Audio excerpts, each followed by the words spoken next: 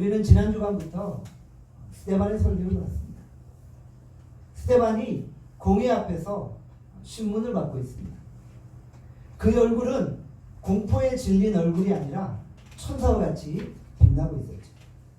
어떤 위기의 순간에도 여러분의 얼굴이 천사와 같이 빛날 수 있기를 간절히 소원합니다. 그는 구차하게 생명을 구원하지 않았습니다. 제발 좀 살려달라고 변명하지도 않았습니다. 그는 오히려 공회 앞에서 담대하게 설교하고 있던 것입니다. 그는 율법의 핵심 진리를 외치고 있습니다. 그리고 예수 그리스도에 대해서 변증하고 있는 것입니다. 어떤 사람도 그 공회 앞에서 담대하게 외치는 것은 쉽지 않은 상황이었다. 그런데 스데반은 담대하게 외치고 있었다는 것이죠. 스데반의 설교를 들은 종교 지도자들은 구약 성경의 정통한 자들입니다. 그들에게 아브라함과 이삭과 야곱에 대해서 설교하고 있습니다. 그들에게 모세에 대해서 설교하고 있는 거예요. 왜 스데반이 구약 전문가들 앞에서 구약의 핵심 진리를 외치고 있을까요? 그 이유가 있습니다. 종교 지도자들은 구약에 대해서 안다고 하지만 실제로는 모르는 자들이었다는 거죠. 구약은 약속의 책입니다. 구약은 오실 메시아를 예언한 책이라는 거죠. 그리고 신약에 오면 약속하신 예수 그리스도께서 정한 때에 이 땅 가운데 오신 게 됩니다. 구약에 예언된 메시아 예수 그리스도를 설명하기 위해서 구약의 족장들을 언급하고 있는 것이죠. 스데반은 구속사적인 관점에서 구약의 큰 그림을 보여주고 있는 거예요.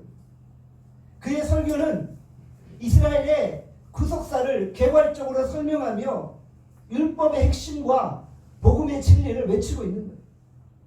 예수님은 구약과 동떨어진 분이 아니시라는 거예요. 구약에 언급된 메시아 예수 그리스도가 신약에 와서 오셨다는 거예요. 구약의 많은 믿음의 선진들도 약속하신 메시아를 기다렸다는 것을 알려주고 있는 것입니다. 우리는 성경을 어떻게 봐야 합니까? 성경의 각 권의 핵심 진리들을 공부해야만 합니다. 그러나 성경의 권만을 볼 때 전체를 보지 못하는 실수를 범할 때가 있다는 것이죠. 우리가 나무도 봐야 되지만 나무만 보지 않고 숲 전체도 볼 수 있어야 되는 것이죠. 우리가 성경을 읽을 때 성경의 각 권들을 봐야 되고 또 성경 전체가 무엇을 말하는지도 봐야 한다는 것이죠. 성경의 핵심은 무엇입니까? 바로 예수 그리스도라는 것이죠. 종교 지도자들은 율법을 아는 자들이었지만 진짜 성경의 핵심이 무엇인지를 몰랐다는 것이죠. 그래서 스데반이 구약의 족장들을 언급하면서 결국 예수 그리스도를 소개하고 있다는 것이죠. 이사야 6장 9절에 말씀합니다. 우리 같이 이사야 6장 9절 함께 읽겠습니다. 시작. 여호와께서 이르시되 가서 이 백성에게 이르기를 너희가 듣기는 들어도 깨닫지 못할 것이요 보기는 보아도 알지 못하리라. 성령께서 역사하시지 않으면 메시아에 대해서 보기는 보아도 알지 못합니다. 듣기는 들어도 깨닫지 못하는 거예요. 그래서 스데반은 구약의 핵심 내용들을 찍어주면서 성경 전체를 볼 수 있는 시각을 알려주었던 것입니다. 하나님이 아브라함을 부르셨어요. 일방적으로 그에게 찾아가셔서 믿음의 조상으로 세우신 것입니다. 아브라함은 하나님의 부르심을 거부할 수 없었던 것입니다. 구원이란 이런 것입니다. 구원은 하나님이 시작하셨고 하나님이 마무리하시는 것입니다. 구원은 오직 하나님께 속한 것입니다. 하나님은 특별히 선택된 자들을 부르시고 그들을 통해 하나님의 일들을 감당하시는 것입니다. 하나님의 부르심에는 반드시 하나님의 뜻과 계획이 있다는 것입니다. 하나님은 이스라엘을 구원하시기 위해 구원자 모세를 부르셨답니다. 사도행전 7장 20절에 말씀합니다. 이렇게 말씀하죠. 그때의 모세가 맞는데. 그때는 언제입니까? 이스라엘이 430년 동안 애굽의 노예 생활을 할 때입니다. 43년이 아니라 430년입니다.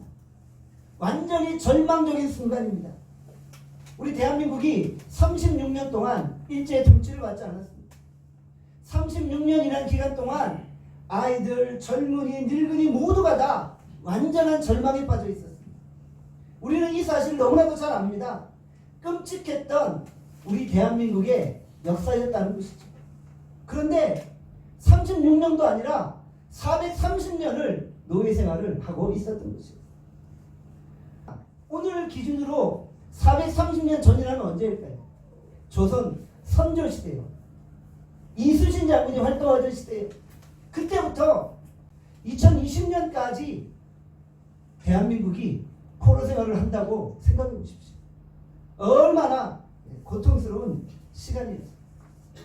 완전히 절망에 빠진 백성들의 상황을 느끼게 되어집니다. 그들에게는 아무런 희망이 보이지 않았었다는 거예요. 노예 생활에서 벗어날 가능성이 전혀 없었다는 것이죠. 이런 절망 중에 모세가 태어납니다. 그리고 모세도 태어나자마자 죽을 운명이었다는 것이죠. 바로가 막 태어난 사내 아이들을 모두 죽이라고 명을 내렸습니다. 어느 누구도 그 명을 거역할 수 없었다는 것이죠. 사도행전 7장 19절에서 20절의 말씀합니다. 우리 같이 한번 19절에서 20절 말씀 함께 읽겠습니다. 시작. 그가 우리 족속에게 교활한 방법을 써서 조상들을 괴롭게 하여 그 어린아이들을 내버려 살지 못하게 하려 할 때 그때 모세가 낳았는데 하나님 보시기에 아름다운지 그의 아버지의 집에서 석 달 동안 길리더니 절망적인 상황에서 모세가 태어났어요. 그러나 그는 태어나자마자 죽을 운명이었다는 것이죠. 그런데 이 사내아이가 너무나도 아름다웠던 것입니다. 오늘 본문에 보니까 하나님 보시기에 아름다운지라 라고 기록을 하고 있어요. 모세의 부모가 모세를 믿음의 눈으로 바라본 거예요. 믿음의 눈으로 자기의 자녀를 보니까 하나님 보시기에 아름다웠던 것입니다. 그 자녀를 믿음의 눈으로 보니까 그 속에 하나님의 섭리가 있음을 보게 됩니다. 그래서 죽이지 않고 석 달 동안 살렸던 것입니다. 히브리서 11장 23절에 보면 믿음으로 부모가 석 달 동안 자녀를 숨겼다고 기록을 하고 있습니다. 믿음의 시각으로 자녀를 보면 하나님의 계획이 보입니다. 우리는 우리의 자녀들을 외모로 보고 성적으로 보고 능력으로 보고 환경으로 바라봅니다. 그러나 우리가 우리의 자녀를 세상의 기준으로 보는 것이 아니라 믿음의 눈으로 볼 수 있어야 합니다.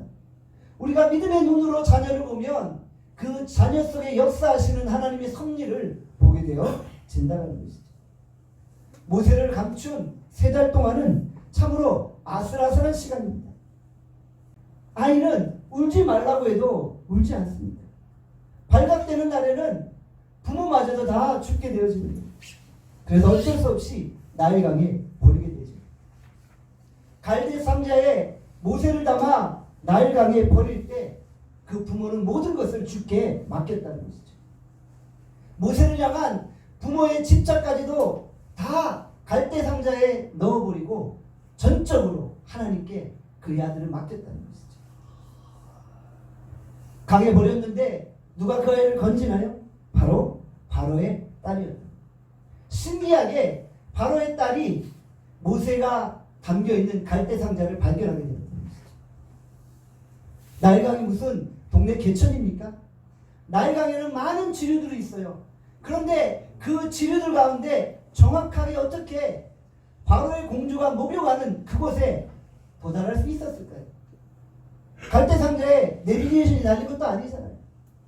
그런데 정확하게 바로의 공주 앞에 갈대 상자가 다다른 것입니다. 이것이 하나님의 섭리입니다. 한번 생각해 보십시오. 갈대 상자가 먼저 지나가고 바로의 딸이 1분 늦게 그 강에 도달했다고 생각해 보십시오. 그 갈대 상자는 영원히 나일강으로 흘러갈 거예요. 이 순간적인 타이밍은 하나님이 계획하시고 하나님이 작정하신 것입니다. 초자연적인 하나님의 간섭하심이 있었습니다. 주께서 우리의 인생도 이렇게 간섭하시기를 소원합니다. 여러분도 위험천만한 상황을 뚫고 갈대 상자를 타고 오늘 이 나눔교회로 오셨잖아요. 나눔교회로 오는 여정 가운데 이 같은 하나님의 간섭하심이 있었잖아요. 이것이 우연일까요? 이것은 바로 하나님의 필연이고 하나님의 계획이라는 것입니다. 사도행전 7장 21절에서 22절의 말씀합니다. 우리 같이 사도행전 7장 21절에서 22절 함께 읽겠습니다. 우리 성경을 보고 함께 읽겠습니다. 시작. 버려진 후에 바로의 딸이 그를 데려다가 자기 아들로 기르매 모세가 애굽 사람의 모든 지혜를 배워 그의 말과 하는 일들이 능하더라. 아멘. 모세가 바로의 공주의 아들로 입양되었습니다. 애굽에서 바로의 명령이 안 통하는 곳이 없는데 오직 바로의 공주의 손에 놓여있는 모세는 가장 안전하게 보호받았다는 것이죠. 죽을 운명이었는데 하나님의 특별한 간섭하심을 받아 절망해서 고난을 얻었다는 것이죠. 하나님이 왜 모세를 살려주셨나요? 이스라엘을 구원하시기 위해서입니다. 모세는 곧 하나님의 구원의 방법이었습니다. 하나님의 구원의 방법은 바로 사람입니다. 하나님은 사람을 세워 이스라엘을 출애굽하게 하신 것입니다. 모세가 태어난과 동시에 이스라엘의 구원은 시작되었습니다. 모세의 존재 자체가 이스라엘의 희망이었습니다. 절망 가운데 우리를 구원하시는 하나님의 방식은 바로 사람을 세우는 것입니다. 우리에게 전혀 희망이 보이지 않을지라도 하나님은 우리를 위해 누군가를 준비시키고 계시는 것입니다. 그러니 아무리 소망이 없을지라도 낙심하지 마시길 바랍니다. 우리 인생 가운데 모세와 같은 하나님의 사람이 준비되고 있는 것입니다. 무엇 때문에 절망하십니까? 하나님이 우리를 살리시기 위해서 하나님의 사람들을 준비시키고 계시는 것입니다. 우리가 절망할 때 보면 대부분 주변 환경이나 외모 때문에 절망해요. 건물 보고 절망하지 마십시오. 하나님은 소리 소문 없이 모세와 같은 하나님의 사람들을 준비시킵니다. 하나님은 요란하게 일하지 않으세요. 우리가 주변에서 일하는 사람들 중에 말이 많고 요란한 사람들을 보면 우리가 걱정하잖아요. 혹시 가짜? 하나님은 은밀한 중에 하나님의 사람들을 일으켜서 그들을 통해 일하십니다. 지금 우리 안에 모세가 잘하고 있는데 왜 절망하십니까? 교회의 영광은 사람을 세우는 것입니다. 사람은 곧 전략이요 희망입니다. 지금도 나눔교회 안에 말씀의 사람, 믿음의 사람, 기도의 사람이 세워지는 것입니다. 지금도 모세가 잘하고 있습니다. 하나님은 우리 나눔교회 안에 모세와 같은 존재를 준비시키고 계시는 것입니다. 미래의 나눔교회를 통해 세워질 또 한 명의 모세를 바라보며 소망을 가지시기를 바랍니다. 민족의 미래를 책임질 모세와 같은 존재가 나눔교회 안에서 세워질 것입니다. 절망하는 사람을 보면 대개 혼자 절망하는 것이 아니라 남에게 그 절망이 전염됩니다. 요즘 유행하는 코로나 바이러스처럼 소리 소문 없이 급속하게 절망의 바이러스가 전염되어지는 거예요. 그래서 주변 사람들을 다 절망에 빠지게 만듭니다. 모두가 다 망하게 하고 모두가 다 절망하게 하는 거예요.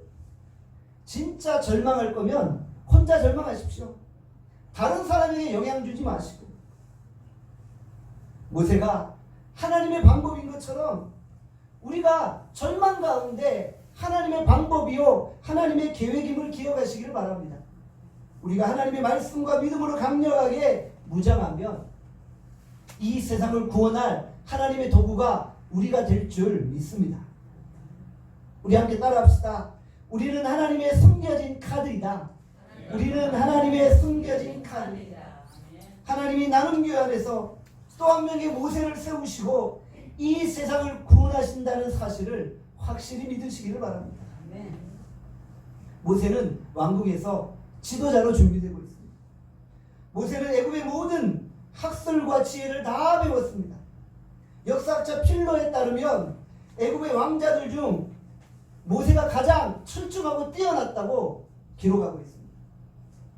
모세는 당대의 최고의 석학들에게 기하학과 음악과 수학과 과학과 천문학과 논리학 등 모든 학문을 다 사사받았습니다. 애굽의 왕자들 중에 모세가 단연 학문적으로 뛰어났던 것입니다.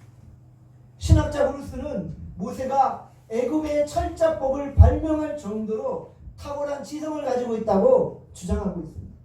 그는 왕위 계승의 후보로서 모든 면에서 타의 추종을 부려할 정도의 최고의 기량을 갖추었습니다. 태어날 때부터 선천적으로 아름다웠죠. 후천적으로 최고의 교육을 받았죠. 그는 유대민족의 지도자가 되기에 충분했다는 것이죠. 모세의 지난 날은 이스라엘의 지도자로 준비되는 과정이었던 것입니다. 하나님이 그를 준비시켰고 준비된 만큼 사용하셨던 것입니다. 하나님이 우리를 사용하실 때 그냥 사용하시는 것이 아닙니다. 지난 과거를 통해서 계속해서 우리를 준비시키는 거예요.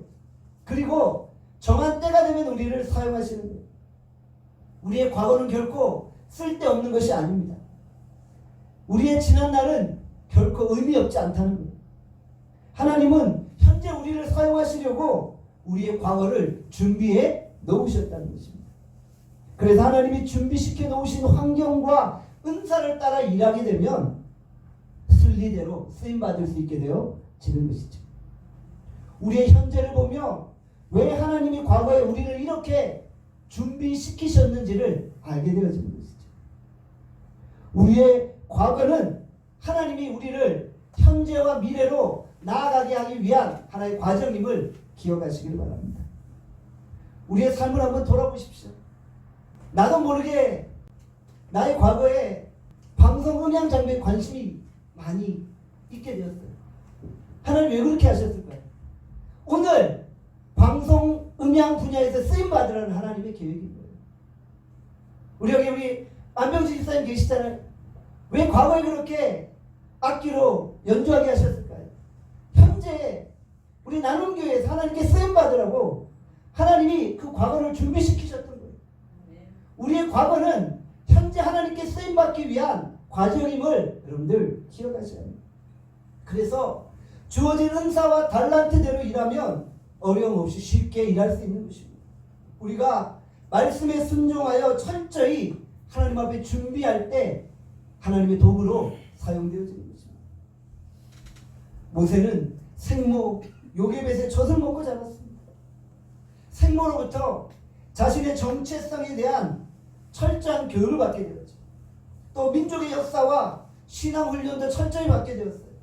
그리고 부록의 나이 40에 드디어 애굽의 압제에서 동족을 구원하고자 하는 뜻을 정하였던 것입니다.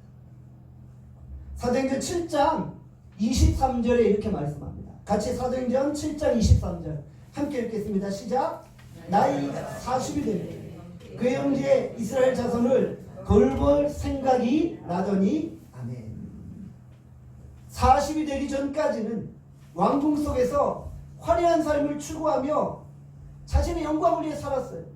그런데 나이가 40이 되니까 이제 자기 동족을 돌볼 마음이 생겼던 것입니다. 애굽의 왕자였던 그가 자기 동족 이스라엘을 돌보겠다는 결단을 내린 것입니다. 자기의 모든 것을 걸어도 될 만한 인생의 목표를 발견한 것이죠. 그는 자기의 정체성을 분명히 가지고 있었고 자기의 소명을 정확하게 알고 있었던 거예요. 하나님이 나를 통해서 이스라엘을 구원하신다는 그런 확신이 점점 들었던 것입니다. 그래서 나이 40에 이스라엘 자손을 돌볼 생각을 하게 되었던 것이죠. 그는 애굽 사람을 죽여서라도 자기 동족의 원수를 갚아주려고 했던 것입니다. 그러나 그가 취했던 방식은 애굽에서 배웠던 자신만의 방식이었어요. 그것은 하나님의 방식이 아니었어요. 자기의 혈기를 가지고 이스라엘을 구원해낼 수 없었던 거예요. 자기의 힘과 능력으로 이스라엘을 구원하려 했지만 결국 실패로 돌아갔던 거죠. 그는 자기 동족에게 거부당하였고 애굽 사람을 죽인 살인자가 되어서 미디안 광야로 도망가게 되었죠. 하나님의 사명이 분명해서 그 사명을 감당하려고 하지만 하나님의 때에 하나님의 방법으로 감당해야지만 그 사명이 이루어지는 거예요. 나의 시간에 나의 혈기와 나의 노력으로는 되어질 수 없는 것입니다. 내 힘으로는 단 한 사람도 살릴 수 없는 것입니다. 모세는 너무나 뼈아픈 경험을 통해 이 사실을 깨달았던 것입니다. 사도행전 7장 29절을 말씀합니다. 우리 다 함께 사도행전 7장 29절 함께 읽겠습니다. 시작. 모세가 이 말 때문에 도주하여 미디안 땅에서 나그네 되어 거기서 아들 둘을 낳으니라. 아멘. 미디안 광야에서 모세의 인생은 완전히 바닥까지 추락하게 되었습니다. 그는 바로의 왕자로 모든 부귀영화를 다 누렸어요. 그러나 지금은 아무것도 가진 것이 없는 힘없는 목동에 불과하게 되었다는 것이죠. 우리도 인생에서 이런 추락을 경험할 때가 있습니다. 왕자로서 자신만만했던 기백이 완전히 다 꺾여버린 거예요. 목에 힘이 빠진 거예요. 어깨에 힘이 다 빠진 거예요. 장인의 눈치를 보는 처가살이 신세로 전락해버린 거예요. 그러나 광야에서 그의 40년의 시간은 진짜 하나님의 사람으로 이스라엘의 리더로 준비되는 과정이었다는 것이죠. 자신의 힘이 아니라 하나님의 힘을 의지하는 지도자로 세워지게 되는 것입니다. 지금 우리가 광야 인생을 걷고 있습니다. 광야는 내 자아가 완전히 깨어지는 시간입니다. 광야는 우리의 인생을 완전히 가루로 만들어버리는 시간입니다. 광야의 시간이 얼마인지 개인에 따라 다를 수 있어요. 그러나 우리가 광야를 통과할 때 내 자아와 내 옛 습성들이 완전히 다 사라지는 거예요. 그리고 하나님만을 바라보게 됩니다. 광야에서 인생이 거품이 빠집니다. 광야에서 하나님 앞에 납작 엎드리게 됩니다. 그리고 광야의 시험을 통과하는 것입니다. 하나님은 하나님의 사람을 쓰실 때 반드시 광야를 통과하게 하십니다. 하나님의 약속과 하나님의 약속이 성취되는 사이에는 반드시 광야의 기다림이 있다는 것이죠. 우리는 뭔가 빨리 이루어지기를 원해요. 그러나 빨리 가려고 하면 모세처럼 실수하게 되죠. 하나님의 시간은 우리의 시간과 다를 수 있다는 것이죠. 우리 모두 광야의 기다림을 잘 통과해서 하나님의 그릇으로 쓰임받을 수 있기를 간절히 소원합니다. 40년이란 오랜 기다림과 준비의 시간 속에서 하나님이 모세에게 말씀하기 시작합니다. 사도행전 7장 33절에 말씀합니다. 같이 사도행전 7장 33절 함께 읽겠습니다. 시작. 주께서 이르시되 내 발에 신을 벗으라.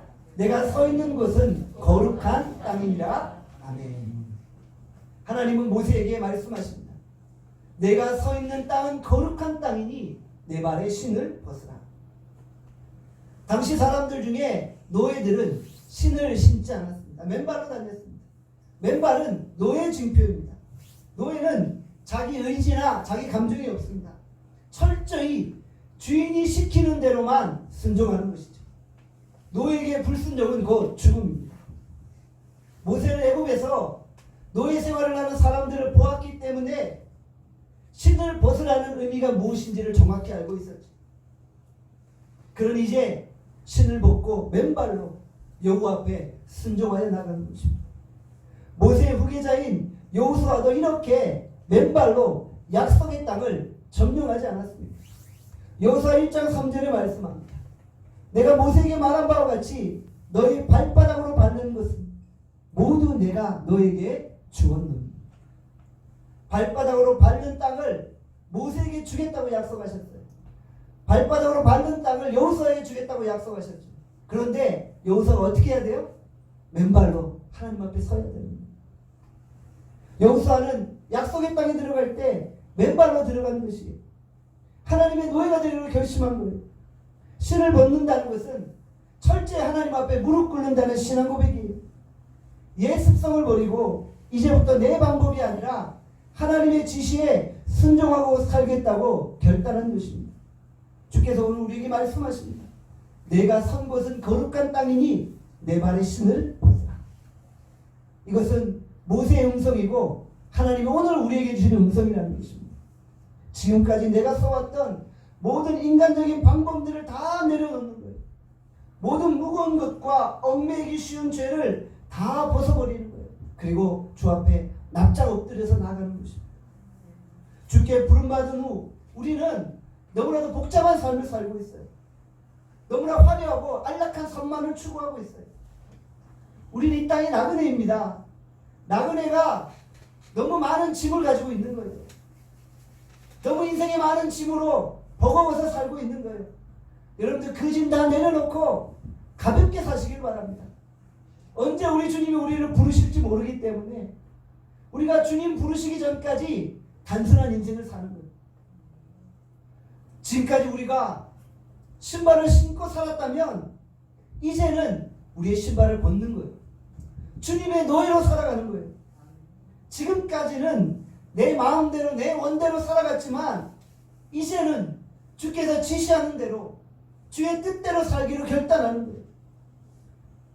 오늘도 우리 안에 이런 결단이 있기를 간절히 소원합니다. 사도행전 7장 34절의 말씀입니다. 우리 같이 사도행전 7장 34절 말씀 함께 읽겠습니다. 시작. 내 백성이 애굽에서 괴로움 받음을 내가 확실히 보고 그 탄식하는 소리를 듣고 그들을 구원하려고 내려왔노니 이제 내가 너를 애굽으로 보내리라 하시니라. 하나님이 말씀하십니다. 내 백성의 괴로움 받음을 내가 보고 그 탄식 소리를 들었다는 것입니다. 하나님은 인간의 아픔과 고통을 들으시는 분입니다. 하나님은 우리를 아시되 우리보다 우리를 더 잘 아십니다. 우리의 신음과 우리의 고통에 귀를 기울이시는 분입니다. 하나님은 우리의 괴로움과 절망과 슬픔과 고통을 잘 알고 계십니다. 하나님은 우리의 고통을 듣기만 하는 분이 아니라 듣고 구원의 길을 내시는 분이십니다. 하나님은 우리를 구원하시기 위해 친히 찾아오십니다. 하나님은 우리를 멀리서 지켜보는 분이 아니십니다. 하나님은 우리의 현장 가운데 찾아오셔서 하나님이 친히 문제를 해결하시는 분입니다. 오늘 우리가 이 하나님을 믿고 의지할 수 있기를 간절히 소원합니다. 정한 시간이 되었을 때 하나님은 모세를 들어 그를 애굽으로 보내시는 것입니다. 사도행전 7장 35절의 말씀입니다. 35절 말씀도 함께 읽겠습니다. 시작. 그들의 말이 누가 너를 관리와 재판장으로 세웠느냐 하며 거절하던 그 모세를 하나님은 가시나무 뜰기 가운데 보이던 천사의 손으로 관리와 성령하는 자로 보내셨으니 아멘.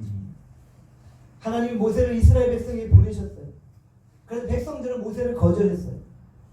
하나님이 모세를 바로왕에게 보냈어요. 바로왕도 모세를 거절했어요. 그러나 모세를 파송하신 분은 바로 전능하신 하나님이십니다. 사람들은 반대하고 거절하지만 하나님의 계획은 변하지 않아요. 인간의 어떤 반대와 인간의 어떤 장애물이 있다 할지라도 하나님은 자신의 계획을 반드시 이루시는 거예요. 하나님의 계획에 보류는 없어요. 하나님의 계획에 연기는 없어요. 주변이 아무리 괴롭히고 아무리 방해해도 하나님의 뜻은 이루어지는 것입니다. 민심도 있고 권력도 방해해도 하나님의 행하심을 막을 자는 아무도 없다는 것이죠. 하나님의 뜻은 반드시 이루어지는 것입니다. 하나님은 모든 환경과 어려움 속에서 하나님의 뜻을 이루시는 것입니다. 인간의 실수와 인간의 방해가 있어도 관계없습니다. 하나님의 약속은 반드시 성취되어지는 것입니다. 그래서 우리도 절망하지 말고 하나님의 약속이 있다면 그 약속을 붙들고 나아가시기를 바랍니다. 사도행전 7장 36절의 말씀입니다. 우리 36절 말씀 또 함께 읽겠습니다. 시작. 이 사람이 백성을 인도하여 나오게 하고 애굽과 홍해와 광야에서 40년간 기사와 표적을 행하였느니라. 아멘. 모세는 이스라엘 백성들을 출애굽시켰습니다. 홍해를 갈랐습니다. 광야에서 40년 동안 기사와 표적을 나타내었습니다. 자신의 힘으로 이룬 것이 아닙니다. 모세의 능력의 원동력은 바로 그의 기도였다는 것이죠. 모세는 기도하는 자입니다. 모세는 엎드리는 자입니다. 신명기 9장 18절에 말씀합니다. 제가 신명기 9장 18절 한번 읽겠습니다. 그리고 내가 전과 같이 40주 40야를 여호와 앞에 엎드려서 떡도 먹지 아니하고 물도 마시지 아니하였으니 이는 너희가 여호와의 목전에 악을 행하여 그를 경노하게 하여 크게 죄를 지었습니다. 모세의 삶의 특징은 엎드리는 자예요. 그는 기도하는 자였어요.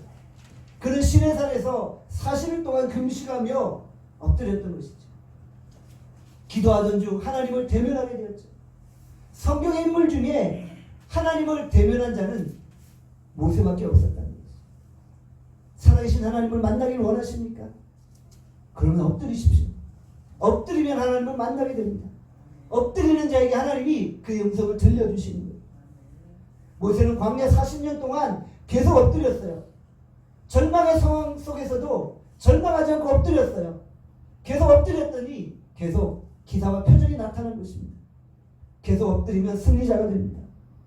우리 모두 목에 힘을 빼고 신발을 벗고 겸손히 주 앞에 엎드리는 기도자가 될 수 있기를 간절히 소원합니다. 아멘. 기도하겠습니다.